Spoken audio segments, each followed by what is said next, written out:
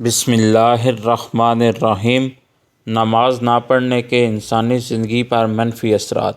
نماز فجر کے وقت سوتے رہنے سے معاشرتی ہم آہنگی پر اثر پڑتا ہے، رزق میں کمی اور بے برکتی آ جاتی ہے، چہرہ بے رونق ہو جاتا ہے، لہذا مسلسل فجر قضا کرنے والا شخص بھی انہی لوگوں میں شامل ہو جاتا ہے۔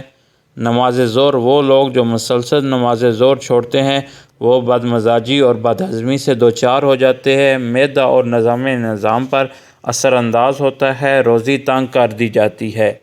نماز عصر چھوڑنے والوں کی تخلیقی صلاحیتیں کم ہو جاتی ہیں اور نماز عصر کے وقت سونے والوں کا ذہن کند ہو جاتا ہے۔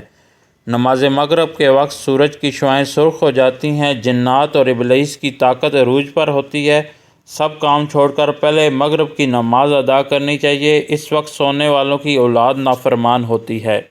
نماز عشاء چھوڑنے والے ہمیشہ پریشان رہتے ہیں، کائنات سیاہ ہو جاتی ہے اور ہمارے دماغ اور اعصاب پر اثر انداز ہوتی ہے، نیند میں بے سکونی اور برے خواب آتے ہیں اور جلد بڑھاپا آتا ہے۔ اس لیے سب لوگوں سے گزارش ہے کہ نماز ادا کیا کریں۔